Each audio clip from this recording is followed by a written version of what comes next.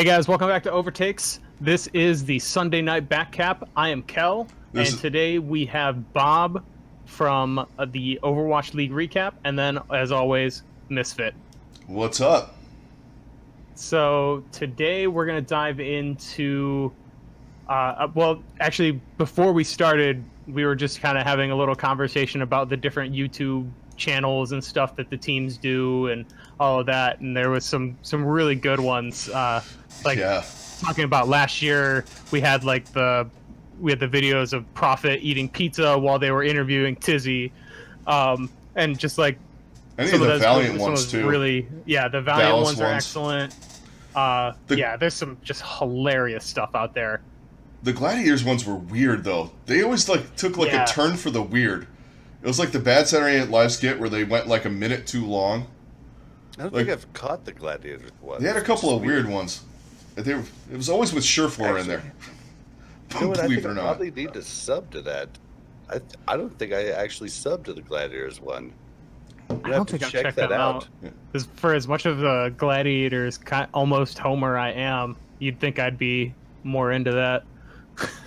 Yeah, not to sound like a fan, but I mean the Dallas Fuel ones do have some of the best production quality I've seen definitely across all of the teams. I mean, hands down. Transitions, great intros, great outros. I mean, a great ending screen on YouTube. The honestly, music's good. I think with theirs, they rival some of the professional sports ones. I think it's even better than those Game of Zones and all the crap that Bleacher Report does for the regular sports. Honestly, I think that their little cartoon show that they do. The Fuel House. Yes. I think that was great, and they did a really good job with that, and I think it's on par or better than some of those Game of Zones, or what's the Gridiron Heights or whatever for the NFL. And all that crap. Sometimes I don't even watch those. I've got these high quality pins for Fuel House that I got from the Dallas home game, and I swore I had them sitting on the desk somewhere. I was going to show everybody, but I cannot find them right now. But they were promoting that pretty big at the Dallas home game. I've got a shirt that's got it too. But nice. But I don't think anybody's gone that far. The cartoon thing, nobody's gone to that point. No, that's other than Dallas is they're really setting the bar for that kind of content in this league. Definitely, and the Houston Outlaws are definitely failing with their putt-putt golf videos. God, I mean, I don't know what the hell they're even trying to do sometimes with that. Was that a Flame idea, perhaps? Probably. Maybe. Flame's getting crapped on a whole lot here recently, which kind of is rough, but he's brought it on himself. So right. Sometimes you got to pay the price when you open your mouth. I know a lot because I open my mouth a lot, and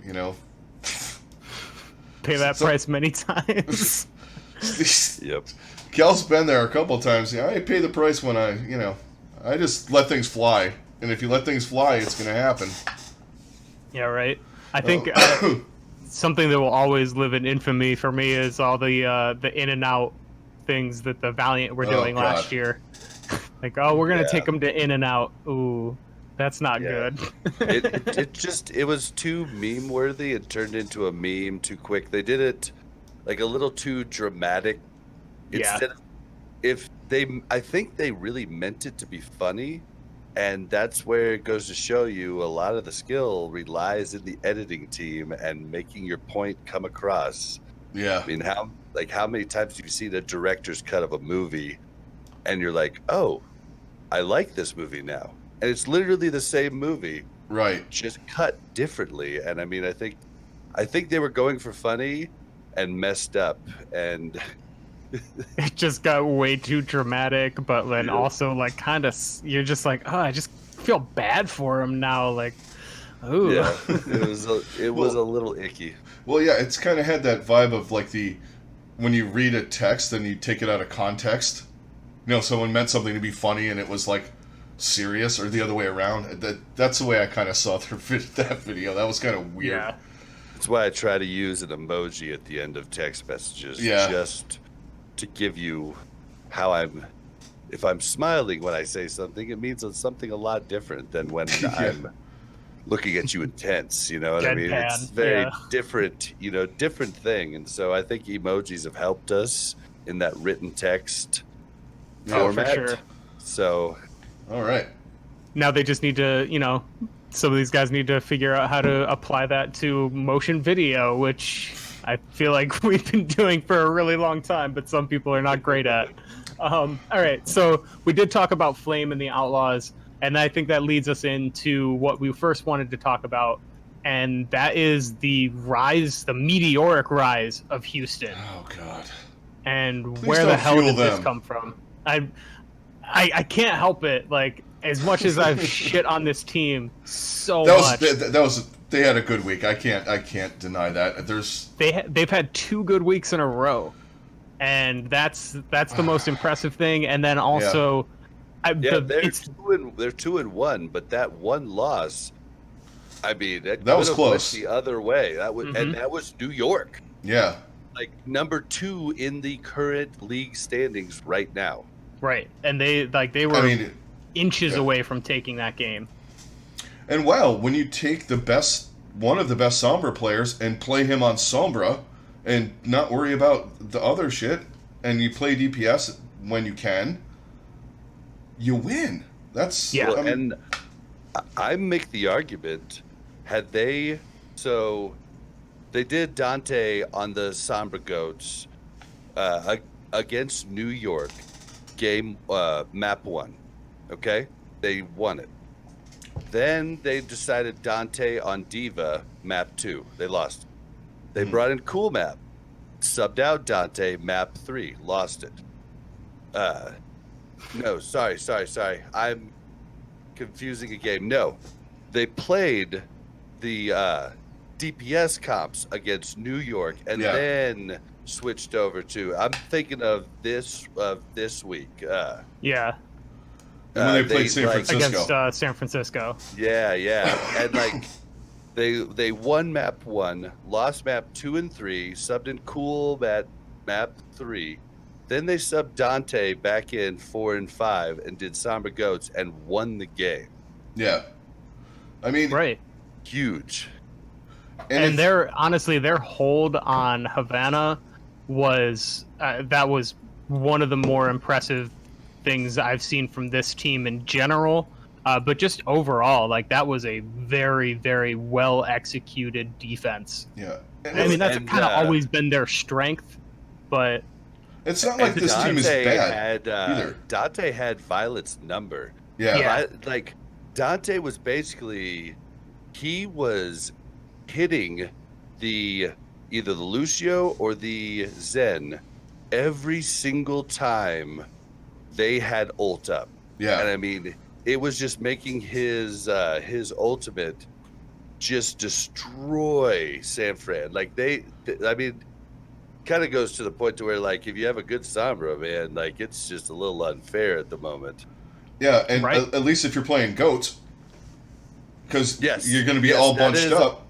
Yeah, that is a good point, because even Sabiobi, his awesome Sombra couldn't do shit against Houston the week before when Houston was playing DPS comps map 1 through 3. Mm-hmm. Because when you're running Sombra, and if everybody's spread out, and when you're running DPS, it's hard to hit a clutch EMP. When you're playing Goats and everybody's together, and if it's like Dante was doing, he was hitting one of the supports, especially one of the ones that had their ult up. When you do that, that's just game over. And it just reset. I mean, the team knows they have to reset the fight, but he's going to build his ultimate up again. So you're going to lose 2 or 3 fights, and especially if you're playing like Assault or something like that, you can't do that. Right. Yeah, it's too powerful. I like it personally. I like playing Sombra, so I like seeing that. And then Houston took on Boston and 4-0'd Boston. They fucking railed them.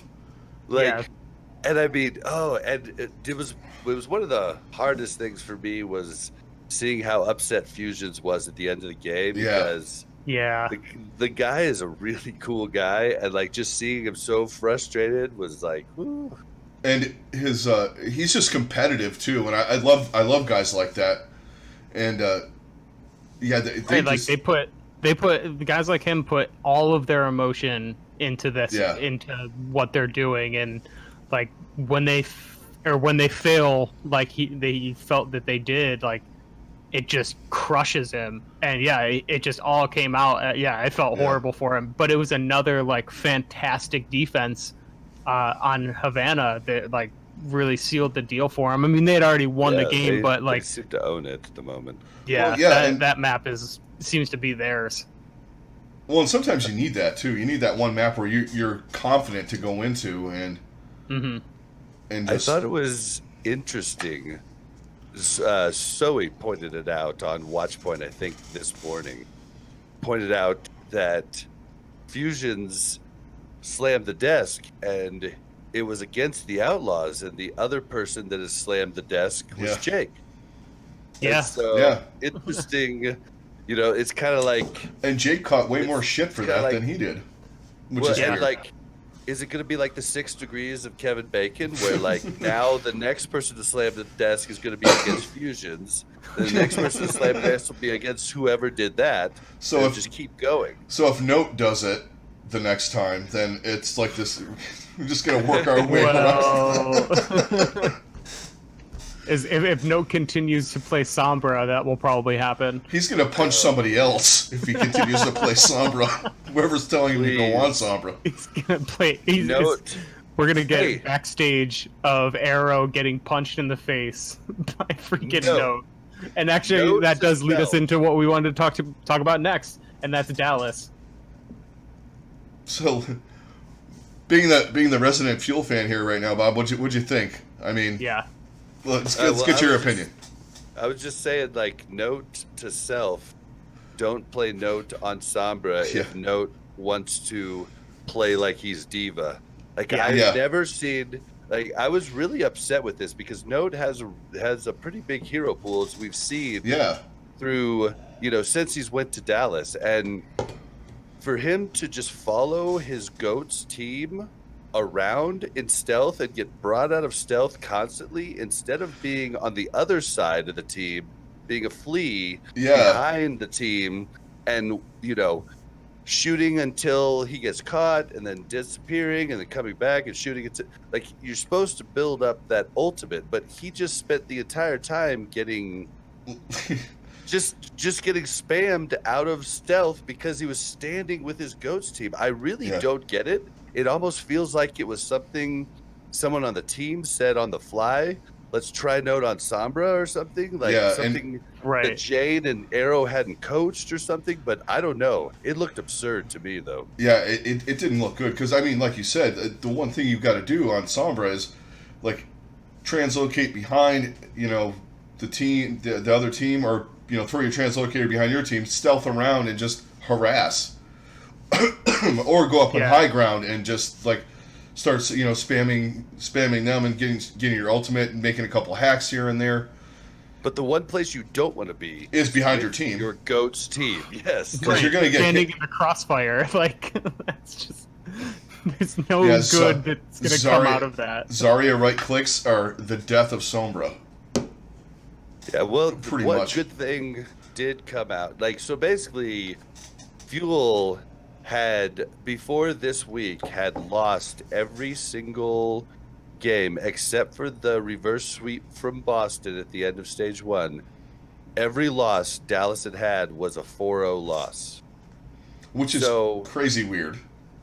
Yeah, so at least we're not getting, 4 like we got, like everyone knew Vancouver was going to 4-0, but like at least they didn't get 4-0'd in their other loss. Yeah. Yeah, So, I you mean, got that going for you. yeah, I mean, we should have beat the Chengdu Hunters, but like watching the Dallas game, Chengdu had them running scared. I watched Zachary one time change to 4 different Yeah. people in spawn, and it's almost like they're fighting on who they should play. And then he switched back to Brig who he had already built up ult with on. Yeah, so he just And he screwed basically himself. threw the Yeah, ult away. And I watched that happen in multiple maps. And so I think there's a big problem. I think the biggest problem is Zachary. Zachary, I do believe, could be an awesome projectile DPS in this league. The problem is he's not not a good playing projectile. He's not playing projectile DPS. Yeah. So Yeah. I think he if doesn't you're gonna want to just play run Brig either. straight, no, he hates it. Yeah, So if you're gonna run just goats, put fucking Mickey. yeah. Just put Yeah. Mickey in there. That's I keep saying that. And if you want to flex out to something else, I mean, you're not really flexing out too much. He can play up. hardly ever flex it. Yeah, and so put Mickey. It's like the Philly thing. Hashtag Fraggy. You know. Right. Yeah, I mean, Hashtag play Fraggy. Hashtag play Mickey. At Mickey this point, pioneered the one-shot kill on Tracers, and I know you can't do that now, but he pioneered Brig and made Brig look good. If you're just gonna play Brig, why hasn't Mickey gotten a shot? Like, yeah, exactly. we've had this same roster now for a long time. I know you guys are doing good standings-wise, but map-wise, you're not doing good. And that's the thing now. You got to start winning maps. Yeah, I mean- it's really going to hurt them because now the losses are starting to pile up for them, and they're not getting map wins either, and it's not looking great. And if your Brig dies all the time too, you're fucked.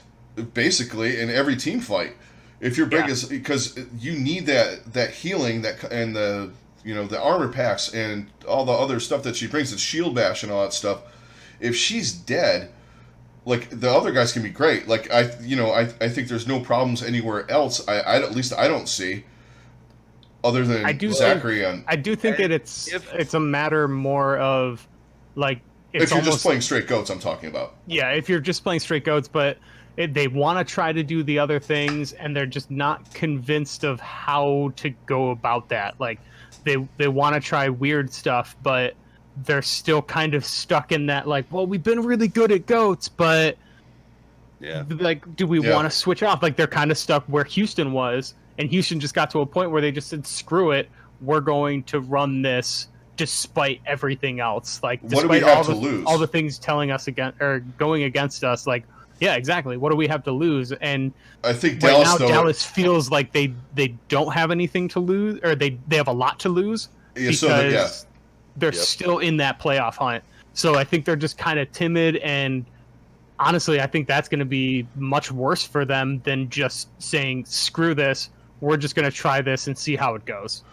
Yeah, I do think Zachary is the biggest problem, and I'm going to have to go back and watch the VODs when they come out on the replayer, but from watching the live cast, I'm pretty sure that OGE died as Reinhardt a lot when Zachary had armor pack up on cooldown, which should be going right to him. I mean, what do you? He's a DPS player. Like, DPS players think about, like, DPS players play greedy. They always have. Well, yeah. It kind of like goes with the job. But well, you kind of have to. Asking him to, like, watch Ryan, like, he goes in, he wants to make the play that the casters are talking about, but that's not making the play is getting that heal off that no one sees, and just Reinhardt goes back to full health. Like, that's your biggest thing, and in goats, that's your biggest job, keeping him alive. And being right up there with him and getting any hammer swings you can, being right behind his shield, just like anything you can to keep the Rhine alive. Like, that is what it's all about. Yeah, stunning anybody that's coming in on him. Like, you are Reinhardt's squire. Yeah, exactly. And, using your whip shot and keeping people off him and all that kind of stuff. And also, just using your regular melee and getting the heals up. Right. If you're in range, like, just, keeping that going. Right. And, like, I understand that obviously none of these guys want to be stuck in Brig jail, but, like, they need to go in with the mindset of, this is the best thing that we can do to win, then I'm just gonna put my all into this. As much as I might hate it, like you just have to have the mentality of like, I will do what it takes to win. And like it seems like some of these guys just like, well, I'm not having fun playing the game that I play, and it's just like, well, that's almost not the point anymore. You're getting paid. You're a professional Overwatch player. Like, winning's you're fun here to win. To me, winning's more fun. Yeah, right. Like, I'll play whatever character if it's going to help me win. And that's why I love the Overwatch League, is because that's why I didn't get into esports before the Overwatch League, because I was tired of these baby children just leaving a team when they couldn't hack it. And you know, I kind of was the same way. I kind of people either have to push through or leave and not be able to get signed to another team with their head down. You know, that's what I wanted to see. I wanted to see them man up, nut up. It's time to be a man. And some guys have, or a woman. Yeah, I mean, if you look at Rascal, he revived his career by being like an insanely good brig. An insanely good brig, and just a really versatile player, and he's willing to play. And a ridiculous Baptiste player too. Yeah, dude, ridiculous, so ridiculous. If I could play one quarter of what he can do with that, Jesus Christ. Well, one of the things that Houston did against San Francisco, and that that really worked against them, was using the Sombra and kind of using getting super tilted. And like that kind of leads us into the next team we wanted to talk about is San Francisco. So San Francisco they lost. I mean, they looked really good at times against Houston, and then they just fell apart. And they looked like crap the week before too, when Atlanta took them to 5. Great. Yeah, they didn't look like they were in. They looked like they were spent. They looked spent, but they also just didn't look like they really cared. Like, they didn't have that drive that they did going into stage 2, obviously, because they lost. So like they came into stage 2 with that mindset of like, we are taking down anybody, it doesn't matter, like we are going to win because we're not losing to Vancouver again. And they kind of lost that edge so far, I feel like. I think they slept a little bit on Houston. And it kind of came back last week, and they were able to save themselves against Atlanta, but it was not enough against Houston. Obviously, they kind of got it back today against Seoul, but is this something that's kind of a concern, or is it just the dregs of a long season? I think they needed the loss to slap them back to reality. I don't often say that. I'm not one of those people that think losses are good, but I think they got kind of big-headed. They were kind of like, yeah, everybody's saying we're the best, and then Houston came out and fucking beat them. And, you know, and they probably went to that... Life, back to reality. Yeah. Yeah, that was... Yeah. I mean, to me, that's... I think then when they went up against Seoul, they're like, look, we got to just go. Because now, what are they? Are they in third or... They're like in 4th now, aren't they? In the overall... they're third. It's got to be 3rd, right? Yeah, they're 3rd. Yeah, they're 3rd overall. Yeah, they were 3rd. They were 3rd before. Like, remember, NYXL still has only lost to Atlanta, right? Yeah. In the regular season, those are their only 2 losses. Well, everybody makes such a big deal about them losing in the playoffs, though. They still are. I mean, they're how many games up are they in the Atlantic? I mean, they're pretty far ahead, I would assume. The next closest is London, and they got have 6 losses. a 22 map differential on them. Yeah, I mean, New York, although has looked shaky, they haven't looked as dominant as either San Fran or Vancouver. Mm-hmm. But in the regular season, those boys just clutch it out, man. Yeah, they do. They really do. Well, like we've called them many times, the Peyton Manning Indianapolis Colts. Yeah. They look fantastic in the regular season, and they just blow people out, and then they get to the playoffs and crumble. Something happens. Something weird happens, or, you know, they go up against the wrong team. You know, it just always happens with them. But I think CBOE playing Sombra is giving them a little bit of life too, because I think he's also a leader. There was a lot of analyst speculation that was just because Neko was sick. Neko? Meko? Neko. Yeah, Meko is their D.Va player. Mono's counterpart. Yeah, okay. Yeah. Yeah. So like there was a lot of like speculation that he was sick, and I was like, I don't know, man. I think it works. They just think they're gonna do a different Sombra comp than everybody else does. Like Sabiobi plays Sombra, like everybody else plays. Like I said, Note should have played. Like going back there, being a flea.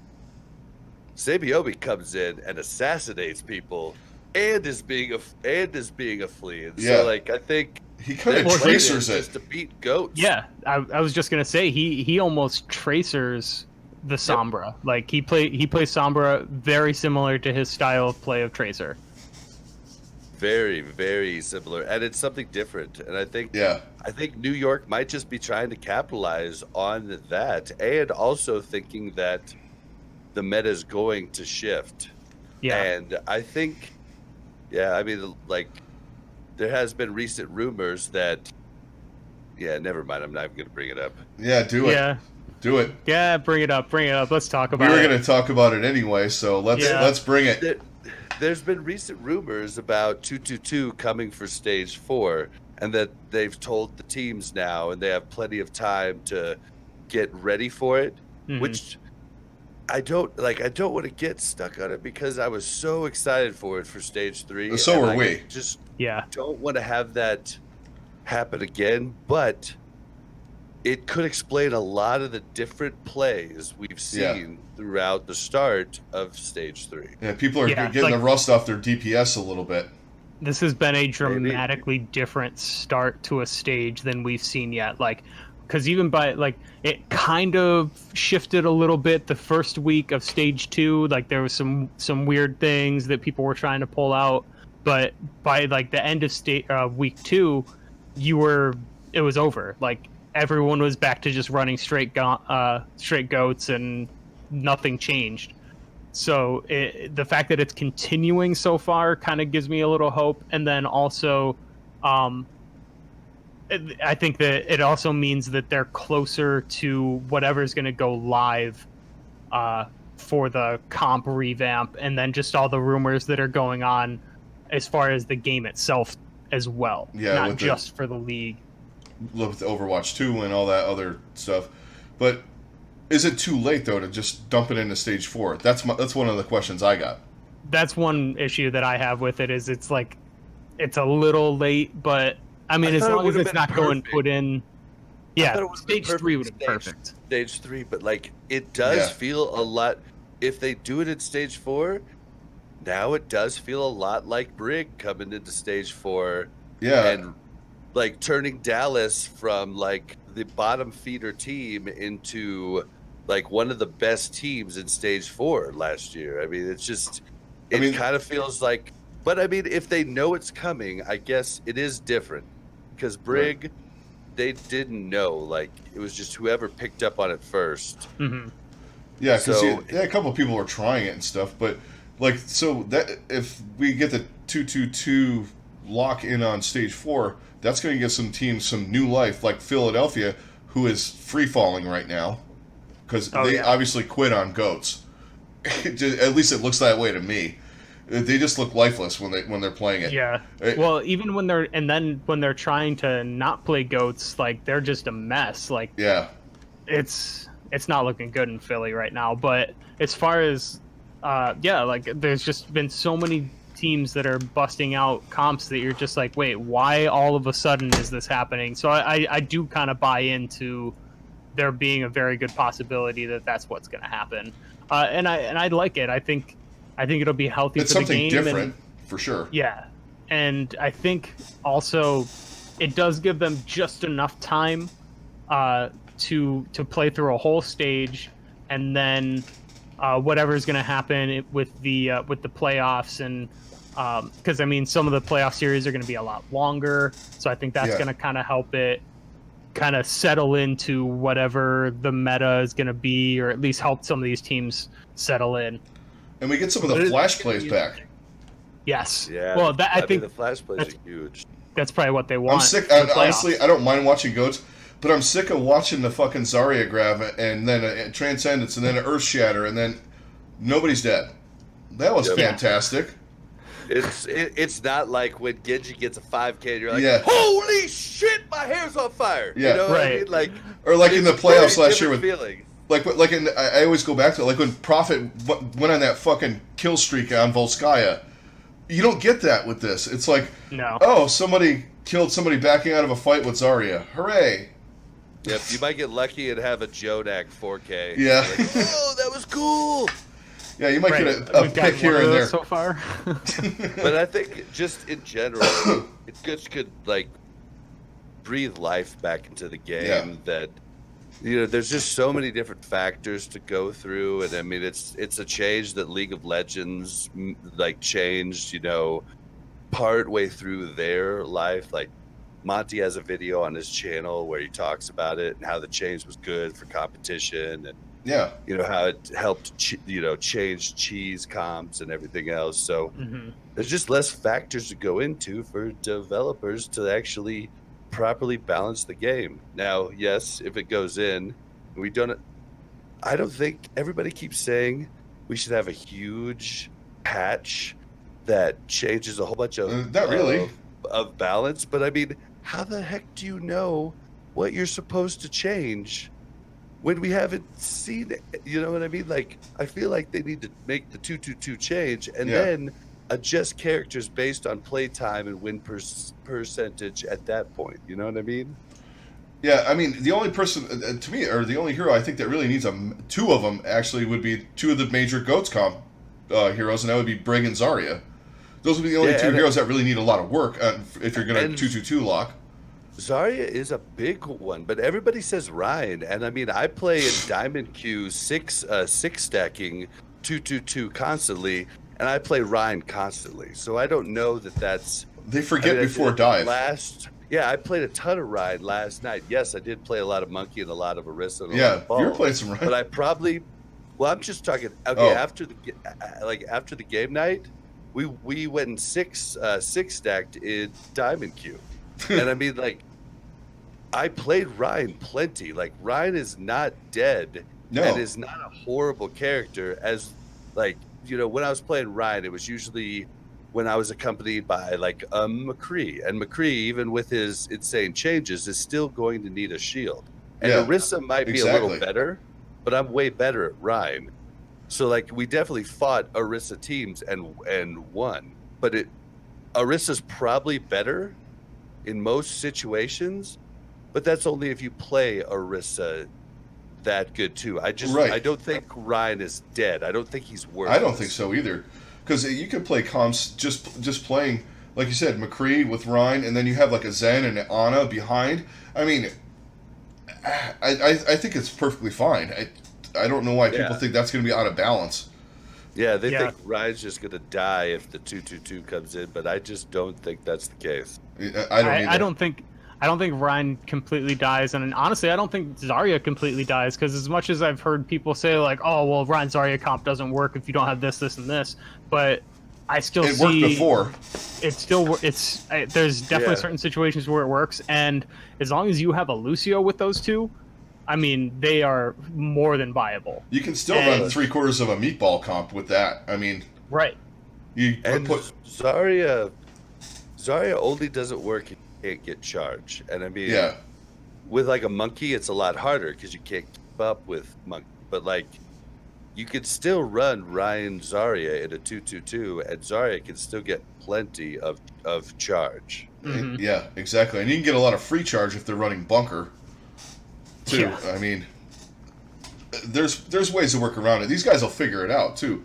Exactly. That's the one thing that bothers me the most about the way these people talk about metas and shit in the league is that they don't think these guys are, like, the guys playing the game are not smart enough to figure this out.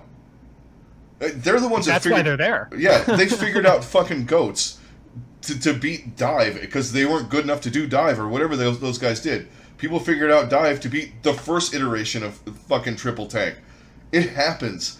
They're going to figure it out. I just don't like it when they're like, well, GOATS is the best thing. Maybe you should listen to your players sometimes, because if they're better on fucking running Pharah Mercy and Hammond, maybe that's a thing. You know, it bugs me when they don't give them fucking credit. Yeah, I agree. All right, so let's move on to some of the other teams. There's like a distinct parallel that's happening with one team in particular, and that's Atlanta. Is having a very similar run to what Philly did last year. They started off really strong, then they really struggled, and they're going through a brutal part of their schedule right now. Cool, man. But they're still like they're in every game is the really big takeaway that I've gotten from this. Yeah. I mean, if you watch the Atlanta game against Seoul on Saturday, it was a 4-0, but Atlanta was this close on all 4 maps. So it wasn't exactly. It wasn't like Dallas getting just raffle stomped by Vancouver. It was a very different scenario, but the 4-0 still shows the same. Yes, it does. It's still a 4-0, but there are some 4-0s that are better than other ones, and they're just weird, man. They can't finish. I don't know if they're in that, like what Houston was last year, or like Gladiators had some of those problems where they just couldn't, like, finish. Like, it comes down to that last fight, and they miss a grab, or someone gets picked when they shouldn't. It just seems like it keeps happening. Yeah, it's weird. Like, they just will not finish a map at times, and like when they're really, really close and on the cusp of taking it, someone dies at the wrong time, or they just don't get the right pick that they needed at the right time, and it falls apart, and it sucks to see, but I feel like they have a chance. They're still in it. Like, they are not out of it. I mean, they're out of probably these stage playoffs, but they still have a very good chance of getting into the play-in tournament. And I think that if they are a team that could definitely benefit from what we just talked about with the 2-2-2 lock, because they have some really good DPS, and I think they would be a team that is capable of making those changes on the fly, and that's kind of what I see in the parallels that I see with them in Philly, because Philly was that way too. Like, sometimes it took them a minute, but like once they got something, like they mastered it very, very quickly. The one thing I don't know about Atlanta, and I don't know it about a lot of teams, is mercy play. Like 2-2-2 luck goes back in our current state. Mercy becomes really good for your carry DPS. Yes, and so definitely. I don't know if Atlanta Reign has a mercy player. I just don't know if they play it. I don't watch a ton of contenders and everything. So literally what I know for the most part is Overwatch League Season 1, Season 2.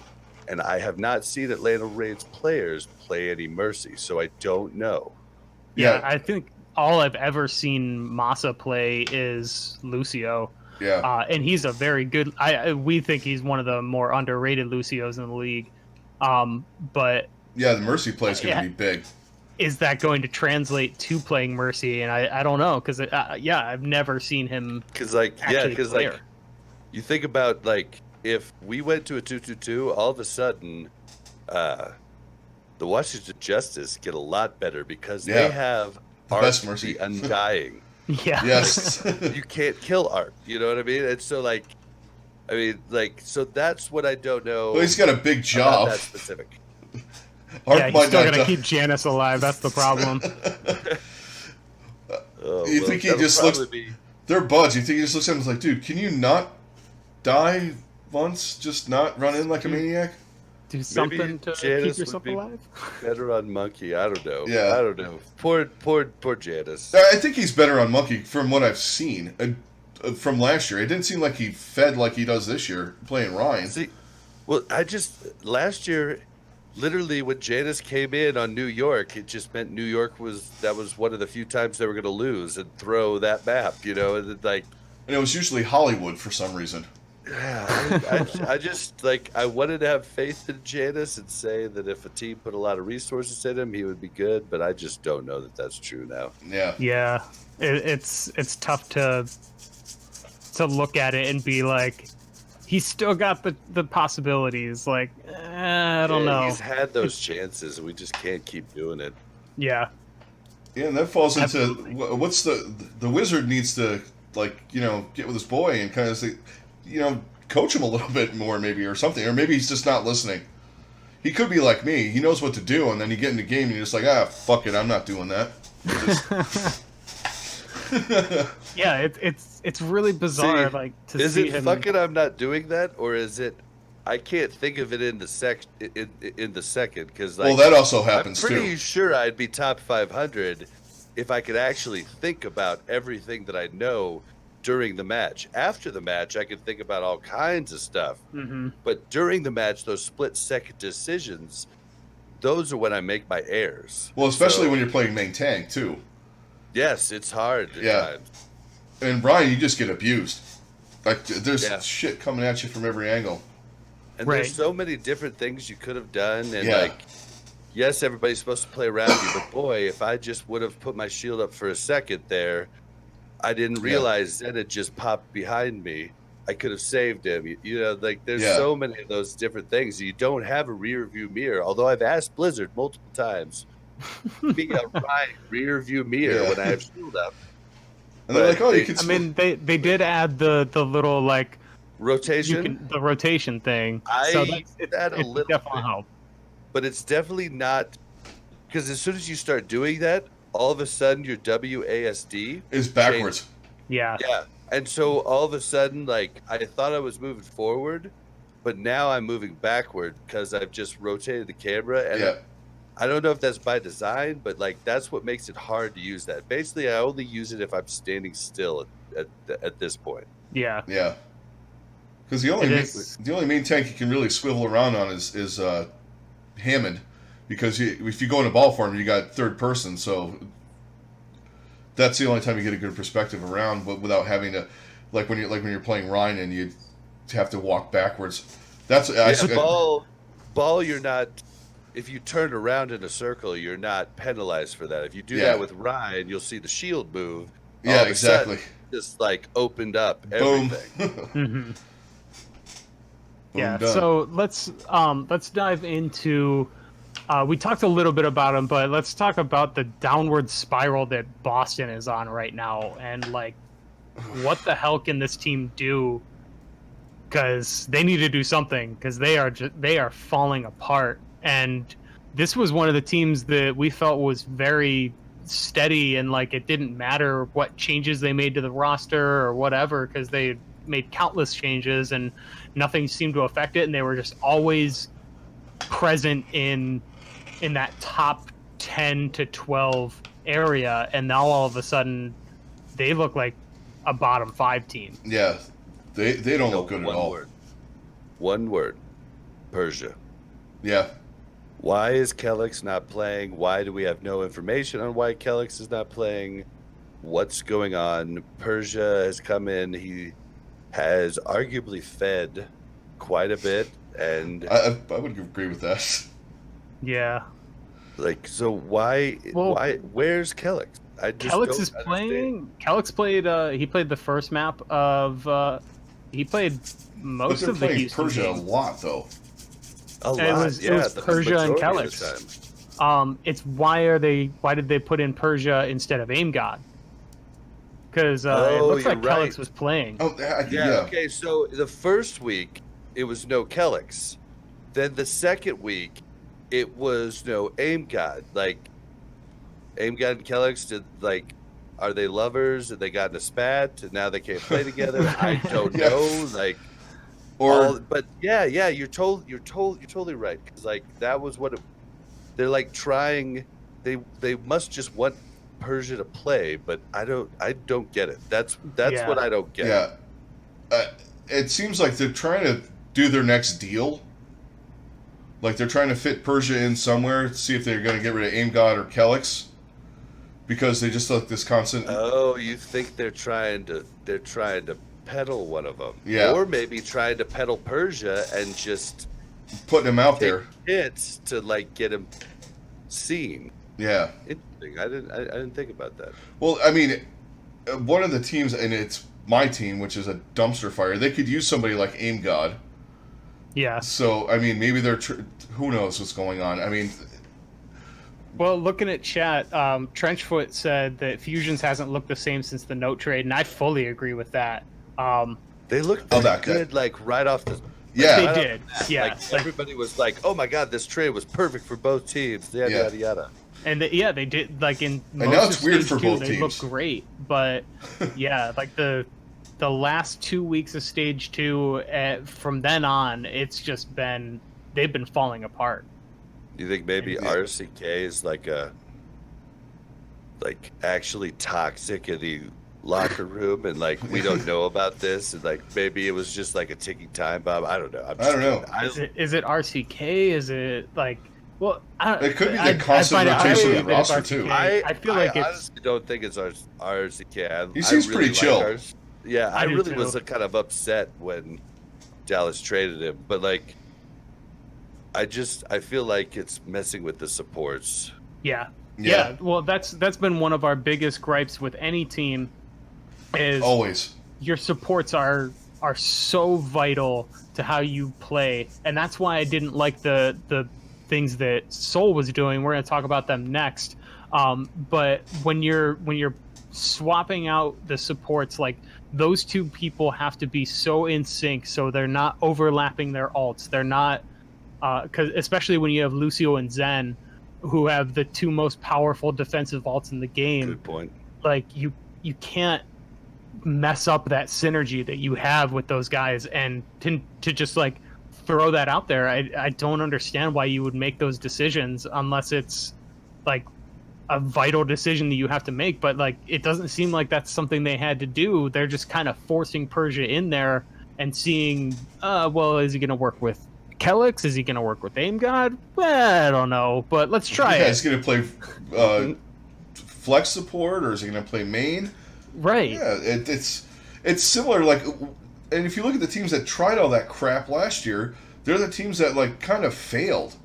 Yeah. Well, not failed, but like they went like London, for instance. They kept putting Closer in instead of Bedosian, and Seoul flipped 19 guys out last year, and those are the teams that got into trouble when they were doing that. Yep. And that's why I thought like Soul's recent strategy was so smart, having two completely separate teams. Yes.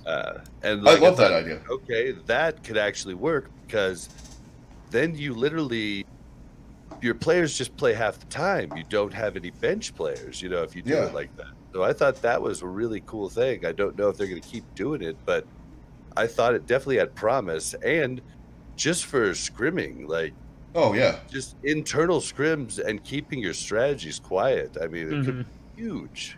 And it also keeps the guys fresh too. I mean, they're constantly playing. So if they do want to sub them in, they've been, they're not rusty. I mean, they just haven't been playing on ladder or whatever they do on their spare time. They've been playing on the stage, so they're ready to go. Definitely. I kind of equate to what they're doing to like hockey lines, where you're switching. You have a check line, you have a bunch of different lines where you're just swapping the whole team in and out.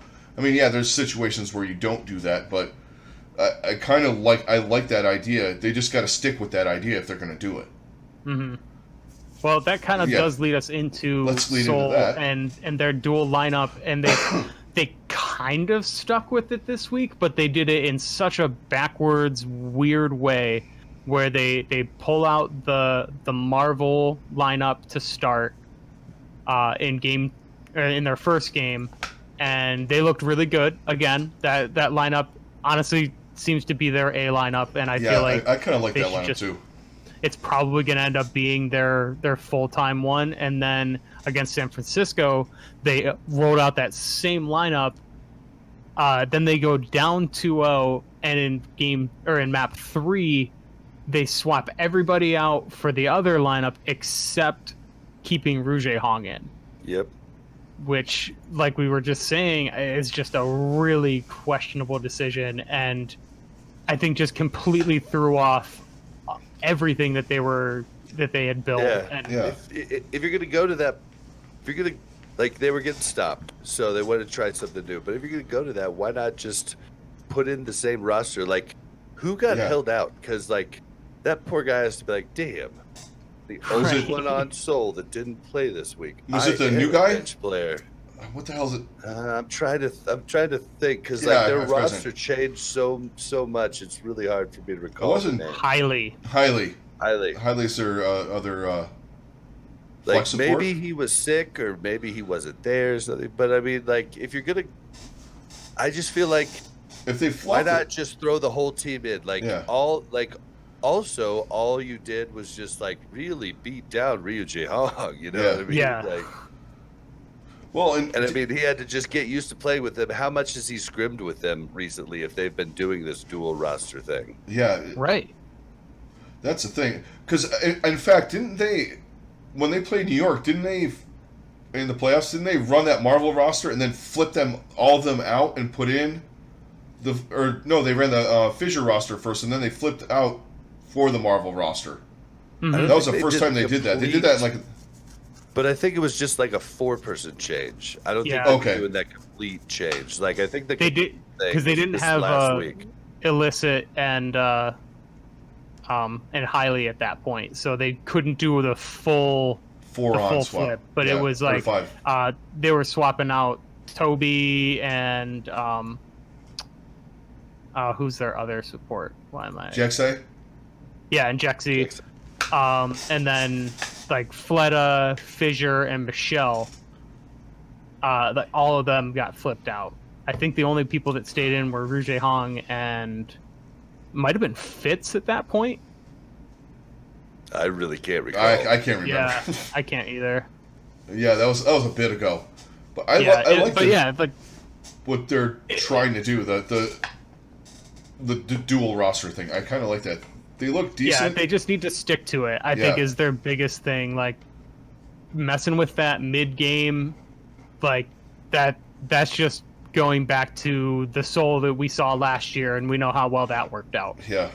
The thing is it's with goats. I keep saying this. You can't screw with that synergy because you get used to the way somebody plays that style, and then you flip just one person in, and you don't know how they play, or you haven't played with them in a bit, and you're not used to it. Especially if you keep your support in, like you keep Rouge Hong in, and he's not used to playing with Fissure or Marvel or however they want to work it. It provides a formula for a loss. Really, is what it does. It really does. So much. It's so true because like when I play at a 6-stack with a good like 12 people, right? But like my off tank and main support can be different at different times. And playing in goats as Ryan, it's a really big deal when my off tank or main support is different.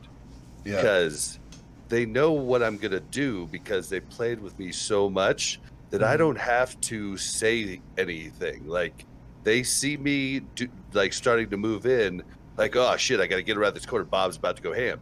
You know, like and Zarya pops over, but the other Zarya is like, well, I always tell my main tank, you know, when to go in. And like, you know, all of a sudden, boom, we wipe because it just wasn't there. And I know these guys are definitely like way higher caliber players, but at the same time, it is the same thing. That non-vocal synergy is huge. Yeah. Well, I think it plays even more of a factor in this at this level because all of the reactions have to be that much quicker because everything is happening so much faster, and when you lose that, like it makes you look way worse than you actually are too. And I think that's why you see teams like San Francisco and Vancouver play so well because they're not messing around with that. Like those guys, it's the same roster week in, week out. They know every other person, and the same can be said for New York and the Gladiators, teams like that. Like they know who's going to play and what those guys are going to do. And when you just those minor little things, like a split-second decision can mean the difference between you wiping their team or them wiping your team. And that's why I thought the Soul thing was so brilliant because I was wrong at the start of Overwatch League. I thought swapping people in and out would be a completely viable thing, but Yeah. I just literally got proven wrong by almost every team in the 12 teams in season 1. So when Soul did this, I was like, brilliant! You have subs now. It's just a whole team. Yeah, It's a whole team exactly. of subs. Like, you have the best thing ever right now. Like, and so like I just was like so excited for them to on this track, and maybe it's gonna be a thing where they up the amount of players you could have to like 14, or like Yeah. you do take advantage of those two-way players for people being sick or extraneous circumstances, but not planning on ever putting them in, but having two different rosters that you could put in, because playing 2 games in a week is tough for everybody. No Yeah, unless you matter who it prepare. is, best team or ever, Yeah. it's tough. So I mean, this could definitely be a model that could definitely work after being proven wrong about trading players in and out. Like, it does seem that just having the same people is the best model. Yeah. It is. It is. I think there was a few exceptions last year. I feel like there was definitely some teams that could swap out their DPS, and that seemed to be about the only viable thing. But anytime there was a tank swap or a support swap is where things really went wrong. Yep, because the DPS play greedy. Like, yeah. Yep. You know what I mean? And like the tank and support are really who set the tone of the match. And Yeah. like, Yeah, they initiate your aggressiveness everything. or your passiveness or any of that is all determined by your tanks and your supports for sure. And you can swap people in and out on DPS because you're counting on them to have a carry moment at some point. And if you're running goats, the whole team has to carry. It's not one person. Everybody's got to do things right. Team, yeah. I mean, you could count on someone who's like a Widow specialist or a Genji specialist to come in and just wreck shit. But you're not going to swap your Brigitte out because that's just dumb. Because it doesn't work. Yeah, so I do think I'm with you. I think that can definitely be a viable thing in the future. It's going to be interesting to see how it evolves, but I think Seoul needs to, like, if they're going to do it, they have to commit to it. And doing these kinds of things, like keeping Rouge Hong in, is just it's a recipe for disaster to do that. But I think the other way, it can definitely work. So let's move on to a couple last topics. We kind of talked about how poor and we talked about Janus and just these terrible teams and just how bad the Justice are, and then we can throw the Mayhem in there as well. Why not? They're just not good in any way, shape, or form, and they need complete roster overhauls. I don't know what they need at this point. They need a culture change. Already just go through a roster overhaul. Yeah, it's a work in progress. I guess. Either a roster overhaul or an organizational overhaul. Or, because hell no, who knows? Look, I know everyone calls Bare Hands a genius, and I'm just gonna fucking throw this out there. You had a mixed roster that you could have fucking run and at least been in the middle of the pack. Instead, you went out and got garbage Koreans because you wanted an all-Korean roster. I don't understand that. Like, you had McGravy. What I understand, and you had Fact Fiction. I mean, as far as the Bare Hands, and Fact Fiction's been awesome on Valiant. Yeah. But as far as I understand, Bare Hands' hands were tied at the start. From hearsay, different casters and stuff, his hands were tied. And then he was given the keys to the castle midway through, and then he went ahead and made the change. Like, I just don't, I feel bad for the guy, because if that's the case, he was stuck between a rock and a hard place, because he didn't believe in the mixed roster, which could be shown with his NYXL build from the year before. And he didn't believe in it, so he thought he had to pull the trigger, but it's just really late to pull the trigger. There's just not a lot of talent out there that wants to come to Florida. Well, that's when the thing. We're going to be a regional league after this. Like, and it's not like going to New York. From Yeah, Florida's the furthest away from Seoul that you could get on any of the teams in the league. Yeah. Yeah. Florida, NYXL, But it's New York anybody on the City. East Coast is the furthest away from Seoul that you can be. Yeah. You New know, York you're City's on cooler the than West Florida. Coast, you're just an ocean away. Yeah. But that's why I think it's really hard for him to pull this roster now. I mean, I'm an angry fan at this point, so I'm just blaming everybody. You know, it's like. But I have met Barehands in person, and the guy is. I mean, he seems Like, pretty bright. I mean, maybe they're just kind of patchworking things until next year, and then they can just reset again. Because it seems maybe. like I fear for him being based in Florida. I really do. yeah. Well, and it depends. Like are they going around Florida? Like there hasn't been any like actual. I haven't heard any concrete things if they're going to base in Miami or Orlando or kind of switch. Or go. Most likely it'll be well, from what I've heard from the teams, is most likely it'll be Orlando because they already have the ESPN and Disney presence there. Oh, that's right. That's right. They already have an esports arena thing there where they could bring kids and stuff in. Whereas Miami's party time. Like, yeah, you ain't going to Miami for esports. No, not really. They weren't even going to watch the Heat when they were winning championships, for God's sake. Like, they're definitely not going to show up to watch a horrible esports team or a historically horrible team, depending on how they look. If you're in Miami, yeah, you're on a boat with a mojito. You know, that's what it's you're like, doing. I mean, the culture in Los Angeles is a little different, but it's the same way with sports there. I mean, if the team is garbage, no one's going. I can go to the beach. Why am I going to watch this crap? I mean, it happens in Miami all the time too, though.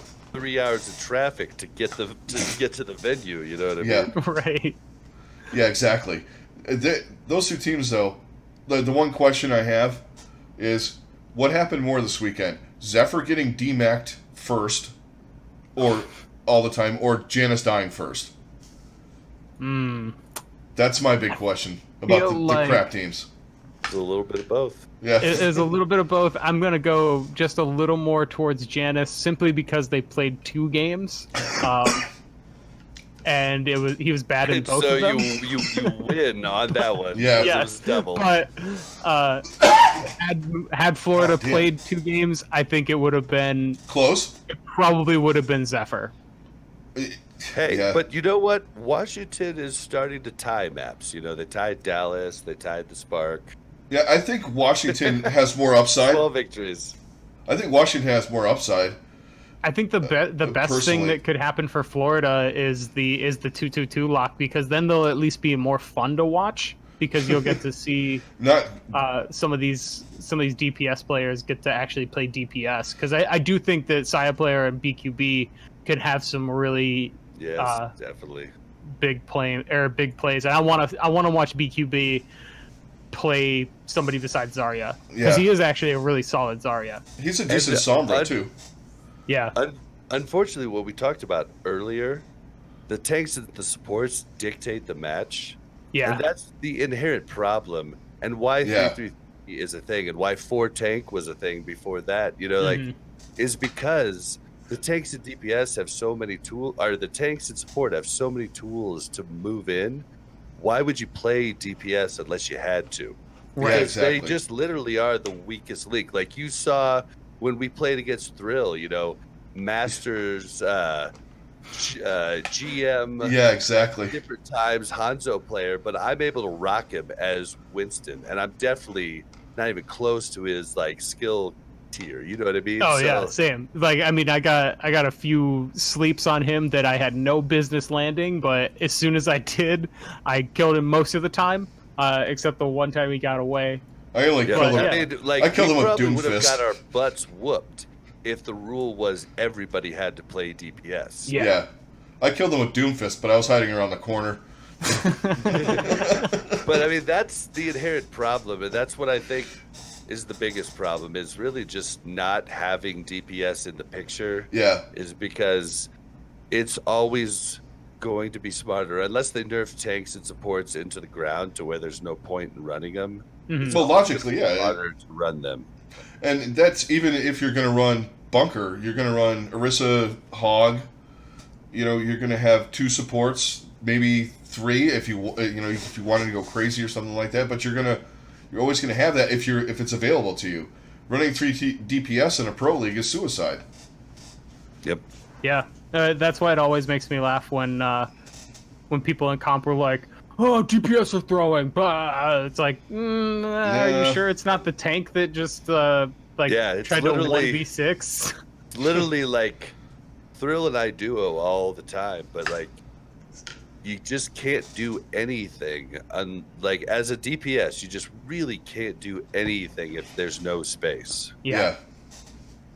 If Exactly. all you can do is shoot at a shield that's just going to get put right back up, like, yeah, I mean, how now, good are you really going to be?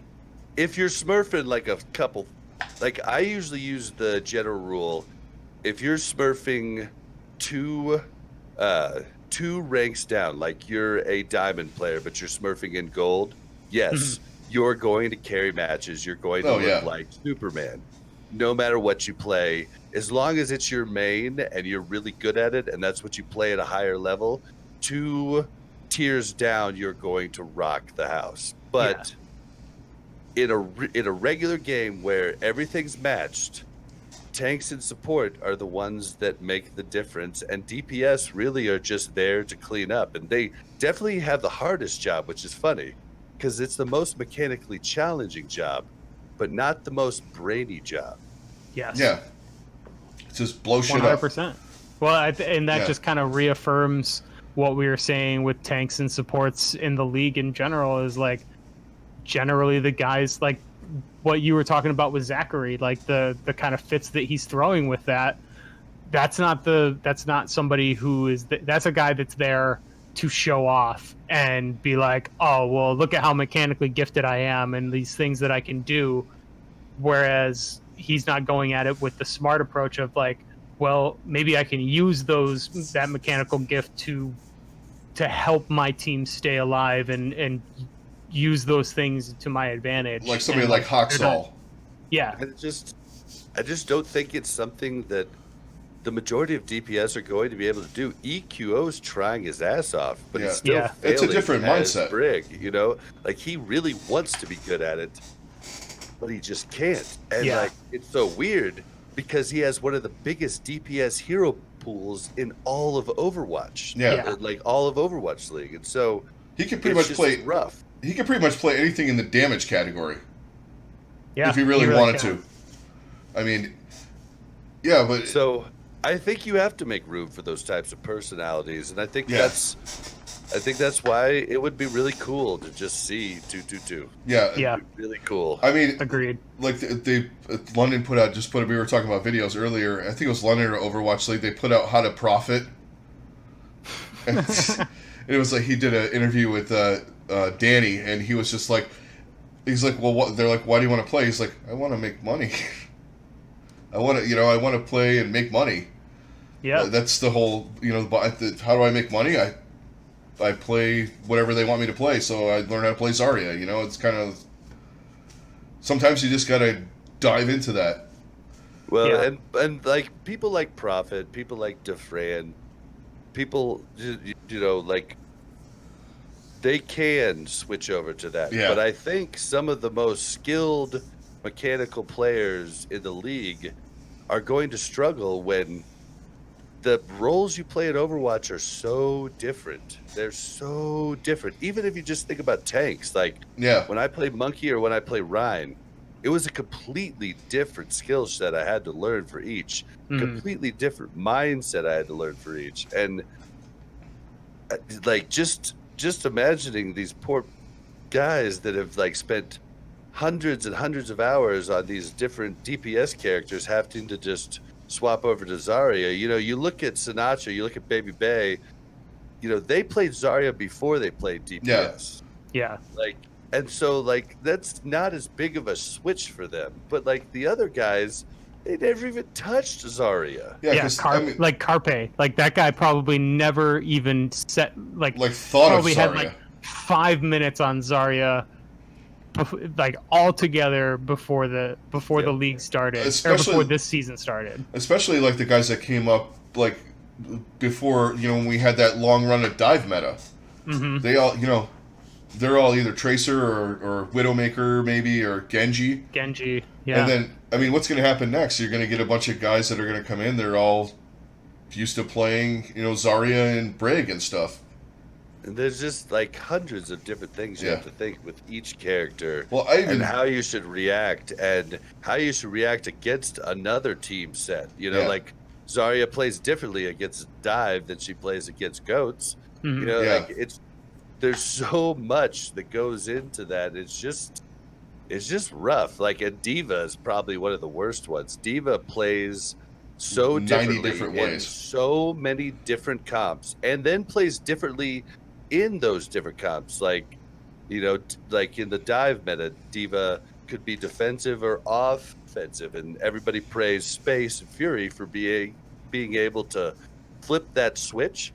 But last year, I didn't have anyone in the league tell me that any Diva could flip the offensive or defensive switch besides Fury or Space, and there were 12 teams. Yeah.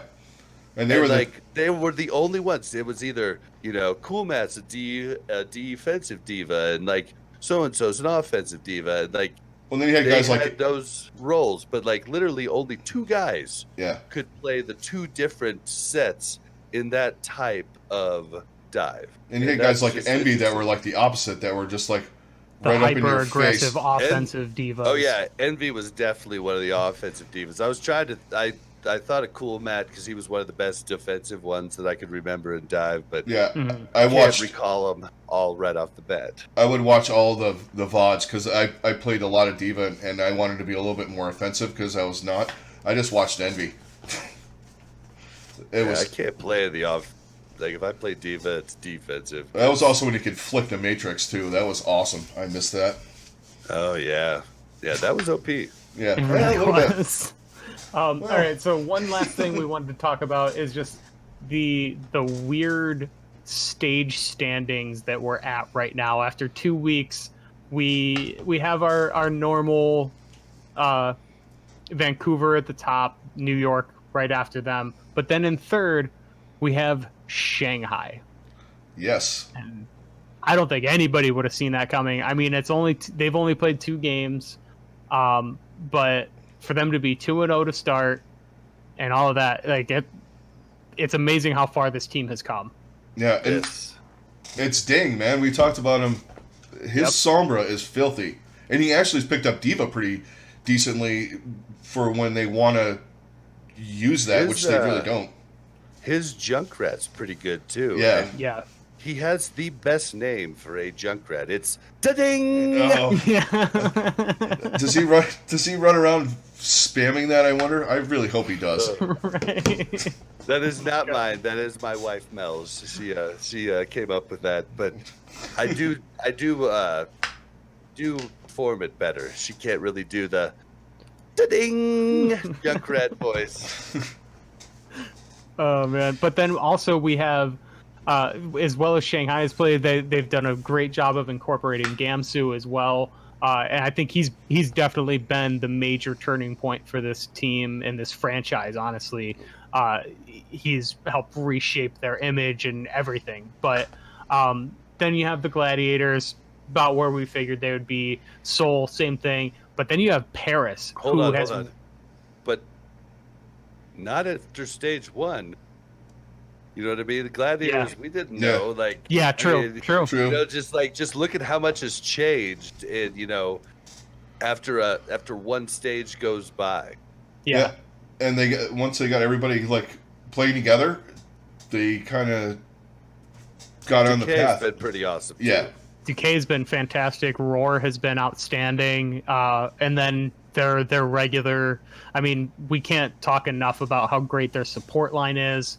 Probably one of the best support duos in the league, or just most consistent at least. Like those guys, doesn't matter which supports they're playing, they have a chemistry that I don't think anybody else has.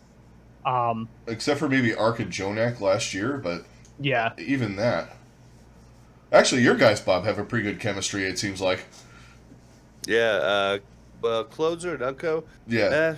I would say actually Closer's getting better, but Closer's got a big problem with we just like definitely like jumped off topic, but Yeah.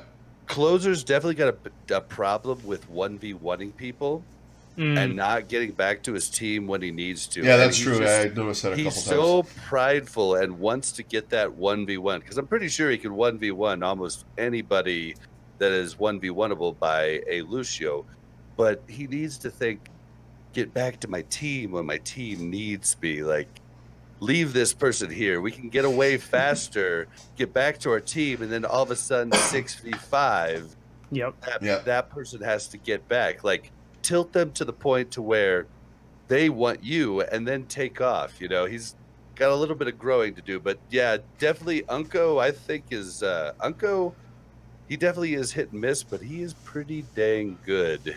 He did I not think miss he's been doing really well for you guys. His sleep darts were filthy this week, even though they didn't. Yeah. Yeah, one when match he he gets to slept. play Anna, and we're gonna see a lot more Anna popping out too. Yeah, this Yes, is true. Without Diva, that's one thing that I'm loving so much with in Sombra this league coming right now. into play, we're Yep. gonna get to see some good Anna play, and Anna just doesn't make sense when there's a Diva in the mix. Yeah. And these without guys Diva, are too good. Anna can be extraordinary. Yeah. Yeah, for And sure. I think that's probably why Seoul kept Ryu Jae-hong in. I mean, one of the best Annas in history. In history, yeah. Yeah. But going back sorry, to I the pulled this Gladiators, off. they've just been pretty solid ever since their wonky stage 1. They've really righted the ship, and they just look a lot better, especially so far in stage 2, or at stage 3.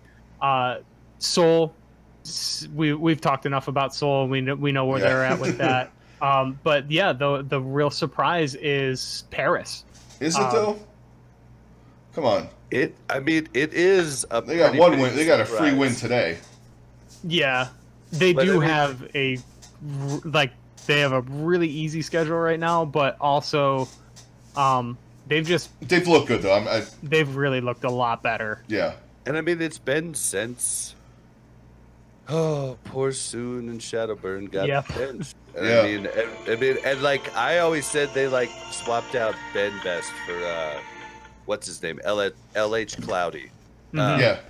And I just never thought Ben Best was the problem. I always thought it was Soon and Shadowburn. On the Zarya. Like if your Zarya cannot get damage, you're not going to be good at goats. Yeah, if they can't You're get just damage. not going to be. Yeah. Like you have, like that is your most important character in goats as far as doing damage to the other team, and that's a pretty big deal, you know. Yeah, I think putting Danye in has been almost a revelation for them, and then also I think not enough people are emphasizing the impact that Finzy's been having with his versatility. We just interviewed Finzy. It's on our YouTube. And, Nice. Right on. Yeah, and Finzy was one of the nice players to retweet us. Thank you, Finzy. Nice. Nice. It's always nice when they do that. But Yeah. like he's been awesome, and he's so down to earth. Like he's so just not full of himself, and I love that. Yeah, but he's brought a lot of versatility to them in his diva play, his Sombra play, and just everything that he's been able to do for them has been huge. And he was also the first Icelandic player in the league. Oh, 1 year ago Fun today, I was fact. stuck in Iceland. It's true. Oh, that's a suck. I was flying to Ireland. Danye is the one. Sorry, Danye is the one that's been playing Sombra, and then they put Finzy on Zarya. Yeah. Yep. But yeah, just Finzy's for them to up for have that versatility is awesome. That they can swap out their Zaryas and still make it work. And Danye has been fantastic. Like those two guys, kind of taking on each other's roles at times has been working out really well for them. Yeah, I think they. I mean, I was kind of poking fun at them, but they're a lot better than I thought they were going to be the stage, and it's all that. I mean, Yeah. schedule's not quite, the best, but you know what? It's working right now for them. So Yeah, and Well, I mean, it's their not schedule- like they didn't win it decisively, too. yeah, Right. They that's the one thing too that I think we say things like, oh well, they just played Florida, but did they stomp Florida, or did they get dragged into Yeah. a fifth map? Yeah. Yeah, when Or you just say scrape they it by. you say they just played so and so, I mean, even the Washington Justice has been able to tie a map here and there, like with good teams, and like they are still a professional team. Exactly. Oh, yeah. It's that same type of thing of like, Any given Sunday. yeah, any given Sunday, like NFL, like whenever somebody's like, oh well, this NFL team's so bad they could get beat by Alabama. It's like, no, they couldn't, because Yeah. they're all professional football players. And yes, Alabama has guys that are going to be drafted very high, but they are not all going to go into the NFL. They play. I mean, just the speed of the NFL is what all the rookies talk about coming in. Yeah. Yeah. Is that they're just like, wow. And I mean, like, you talk about college coaches, like lots of college coaches have tried to go to the NFL, and they come out and they're like, all right, team one's here. Where's team 2 and 3? Yeah. And it's just like, You don't it's have just a completely 300 guys on different- your bench. Yeah, it's a completely different thing, and like the speed of which you get into in the Overwatch League is probably the same. Yeah. The only thing that really sucks about the Overwatch League is most of the coaches and analysts and staff on the team are fucking pussies. Yeah. Like, and there's a fully lot agree of with that. money involved. I get it, but like, dude, you got to take a chance. Like, okay, yeah, maybe you don't make it here, but maybe you weren't supposed to be here. Like, take some chances and like stop just being a wimp. And that's why I'm so happy that the Outlaws finally just saw what happened, and they just said, fuck it, like, how much worse can it be? Let's just do this and see if it works. And it has been, and it's just like, I hope that this is an example to other teams that are doing the same thing, or that had been doing the same thing, to just say, screw it, we're just going to play what we think is going to work, and whether it does or not, it doesn't matter. And I've if you're not preaching that forever, and if you're not going to get any better on goats, and you're in some kind of weird delusional thing that you think you are, why keep running it? There's no law that says you have to run 3-3 versus 3-3. Come up with something. I really think that like coaches and analysts are going to be like, are thinking in their head, well, I'll show them, the numbers, and like, this is what we did, and this is like what we should have done. Like, the numbers show that. Yeah. No one cares. Right. So like, all you're doing is just making your career suck even worse, because you're going to show you did everything right and still failed. Yeah. Like, just like, if you weren't meant to be in this biz, and I think probably half the coaches in the Overwatch League weren't meant to do what they're doing. Yeah. Like, I agree with that. So like, just give it your best shot. You can say that, later on when you're telling your grandkids, it's great, but like, don't waste your time here, because all you're going to do is just get fired at the end of the season. It's not, exactly. like, take a chance to make a name for yourself. Arrow came into the league with the Dallas Fuel and like ran a comp that no one else thought to him run, and made a name for himself. And now he's one of the biggest names in the Overwatch League. Because he do that. And I think Arrow's actually, I mean, I know Arrow, and I love you, Arrow, but like, I think Arrow's playing scared at the moment. And I want Arrow to come back to that ingenuity that he had when he first popped into the league. Yeah. Well, and it seems like everybody tries to play the percentages, and like you were saying with the numbers, like, it's like, well, it percentage-wise, it makes a better sense for us to do this. Does it? It's almost, because there's a big L at the end of that game every time. Right. it's almost reverse what's happened in some of the other sports where they were so hesitant to go analytics based and all these other things, whereas the Overwatch League, like, they're so like everyone is just looking at the numbers. It's numbers, numbers, numbers. Like, this is what it is. Yeah, it's because it's esports and And it's it's Yeah. nerds. yeah, it's number crunchers by default. It's what, like, a lot of the people that tend to be good at video games, it's, you know, they are left, like, is it left brain or right brain that's more analytical? They're right brain type of people, Mhm. and they want the numbers. But really, like, if you look at, like, sports, left brain people that have, like, the more the artistic and, like, just trying different things out seems to work better a lot of the time because you catch people off guard. Yeah. We've seen it throughout all of this season, is catching people off guard. Vancouver bleeds when you play DPS on Yeah. fucking God. Like, Well, and I think there's like this weird, stupid honor thing because they call everything cheese that you, if you're not running what the meta is. ooh, But you know what I mean? It's you like just hit Yes. it. I hate that word cheese. it's Yep. not cheese because you know what? Cheese- Goats was a cheese. cheese comp.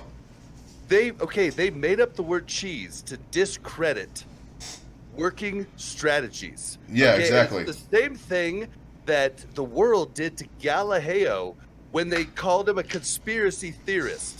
It was to discredit him. But that dude told us the world was round. Yeah, exactly. Like, Yeah. don't make this cheese. Like, they actually had the definition on the broadcast today, and I just went off. Like, Mel Yeah. was in the room. I was like, this is Totally bullshit. get it. They are not cheese cops. They are gimmick cops. I'll give you gimmick, Yes. not cheese. Yeah, There is a big difference. there's a difference between running the spread offense and running the fumble rooski or something like that. It's, one's kind of a trick play and the other one's an actual scheme. I don't like it. Concepts and thought out things. The spread offense would be called cheese. Oh, in yeah. the Overwatch League. Yes. The Fumblerooski is definitely probably cheese. Yeah. Like, Well, yeah, exactly. you know what I mean? Like, Well, yeah.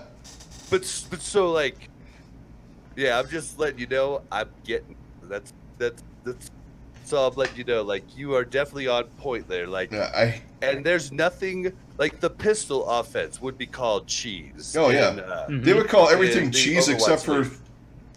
They would call everything Fucking- cheese except for a fucking West Coast. I-form. Run it Yeah. up the gut. You gotta Yeah. run I-form. I-form is goats, though, by the way. Yeah, it is. It really is. Two wide I-form is goats. and then what the old four tank comp we used to run, that's the wishbone. Yeah. Yep. But yeah, Oh, God. I do hate that. Yeah, They're I hate using that the word to try and discredit things that work. too. Because in the next breath, they're complaining about people not playing different heroes, but they're calling it cheese if you're running May. Yeah. And I mean, if you honestly think about it, cheese literally is goat's comp. Yeah. Because there is no skill shots, which is what everybody always complained. They're like, Yeah. oh, it's cheese. Torb's turret aims itself. Well, so does Ryan's fucking hammer if you're fucking close. Like, Right. you know what I mean? Like, Yeah, you're it's just swinging. so dumb. Like, there is literally Zen and Zarya are the only, like, skill shot people in goats. Like, Right. so no, yeah, I think they need to just, like, cut the cheese comp definition out. Don't put it on the broadcast Overwatch League. You're just playing into it. It's not Yeah. cool. Yeah, exactly. Agreed. Because Sorry, Like, you they're just not- set me off with that. Yeah. Oh, no. They're not playing. I hate Yeah, it too. they're not playing freaking 4 DPS like Tor Bastion double shield like Symmetra. They're not doing that. Yeah, like that's I not do what's the happening. ladder every once in a while. Oh yeah, so it's very Yes. effective at times. I need a Moira. I need a Hanzo Yeah. or a Widow. I need a Reinhardt, an Orisa, a Bastion, a Torb. Let's do it. Moira, you're sticking on us. I'm going to keep, as Ryan, I'm going to keep the back of the cart clear. I'm going to help Orisa when she needs help in the front. and we're just gonna be a ball moving through here, Yep. Mm-hmm. and it works good. It does. You like. Oh, So it's incredibly why not effective. do that? Like, why not try that type of weird shit in the Overwatch League? Well, it's like That's why I want to see a team Just run play. the Clockwork Vengeance comp. Dude, I want to see wanna somebody try so do I. it. Houston. I want to see Houston run Clockwork Vendetta because Or Vendetta, yeah. yeah. Jake on Torb, Yes. Lixer on May for the Ana Zen comp, and then you have Raucus plays a Ana better May. Well, no, you have Raucus on Ana, Oh, okay. Bonnie, That's what I meant. Anna. That's what I meant. Sorry. Bonnie on Zen. Then if you want to run the Mercy 3 DPS variant, you put Linkser on Widow, you put Dante on May, Jake still on Torb, but then you have Bonnie to run the solo heal Mercy. Right. Bam, dude. Like they can do it. Luma can play Orisa. Yeah, he can. Yeah. He plays a really Luma's good a very good Orisa. It'd be cool, man. Yeah. It'd be super I would love to cool. see And something. I'm sure they got somebody on their roster that could play a mean hog. I mean, a few of them can play Hog. Yeah, they have a couple of good hog players on that team. Yeah. I think Jake was one of them included in there. I saw him play a couple times. Maybe not too much in the league last year, but I can't even talk my regular 6-stack into running the Clockwork Vendetta comp. So, like, well, Yeah. everybody, like, that's a big problem with esports, and, like, everybody gets on a kick to where they're in a black and white world yeah, when it's not black and white. It is gray. You Mhm. just don't let it be gray, and you make it black and white. And then when you tell these pro players or high level players, which I play with a lot of them, you're like, hey, just try this out. And then they don't play to the best of their ability, and then it just pays forward to make it look like that doesn't work. And if Yeah. they were to really dive in and really try it, it could work. Yeah. yeah, and that's just it. Just needs to be done more, I think. And these guys are smart enough to do it. I mean, like we were saying, those guys came up with damn goats in contenders of all places. Actually, it was Path to Pro. Path to It Pro, was, yeah, that's right. Yeah. It was the team Goats that did it, like, right before they got into contenders. Like, it was like open division, I think. Yeah, it was open division because that was the team that had They that was- grabbed XQC as one of their players. Yeah, that's right. It had XQC. That was it had Gator, and like that was the team that had all of those. All the guys that got All of banned. those, And- yeah, all those guys that got banned. If you look it up, Google the beginning of Goats. I don't know if that'll actually pull it up for you, but like I watched it when it first aired, and man, the captain of the team was dragging his team along, kicking and screaming about how this comp is stupid and will never work. And he's like, guys, please, just give me your best. Give it a chance. I swear this is going to be good. And he had to just drag him kicking and screaming. And now it's the best comp ever. Yeah. So what I got to say to esports players is, God damn it, open your mind. Yeah, exactly. Just try to win. Don't play the numbers. Whatever's going to get you to win. No, I don't care if you're cheesy or whatever. Well, and just try something Yeah. out, whether you think it's going to work or not. Give Exactly. someone else a chance. Yeah, for sure. All right, I think that's a good way to end it for tonight. Right on. Bob, do you have anything that you wanted to plug? I mean, you can find me and everything I do on Twitter. It's at Blazin_Bob. That's BLAZZIN_BOB. I do a lot of Overwatch stuff. Do a fantasy podcast. I do an Overwatch League podcast we've been doing since the start. And yeah, if you want to check me out, check it out there, and you'll find everything that I do. Yeah. All right. Right on. Yeah, and you guys know for us, check us out on Twitter at Overtake OWL. And then that's all of our stuff is at the bottom of the video here of where you can hit us up on YouTube and Discord and all of that. So hit us up there, guys. We also have our Patreon page, which you'll see on all our YouTube videos as well. This will also be going up audio only on our on all the podcatching apps and all of that. So check us out on there. Give us all the good reviews and everything that we need to get noticed, I guess. So yeah, all of the good stuff. Yeah, and thanks for joining us tonight, guys. Do you want to say something, Misfit? Oh no, I was just carrying on like I usually do. Yeah, thanks a lot thanks a lot for checking us out, guys. We'll definitely catch you in beginning of the week with all of our normal different stuff. We're doing a little different. We're not doing the doing all the power rankings. Kind of doing it like we did a little bit last year. There's really kind of no point, and we want to talk more about the playoff rankings and the map differentials and all that kind of stuff. We stopped doing the power rankings too. It just seems like kind of a waste. Well, yeah, because you got the top 4 that kind of don't really move, and you got the bottom 2 that are never going to move, and the rest of it's just a mess.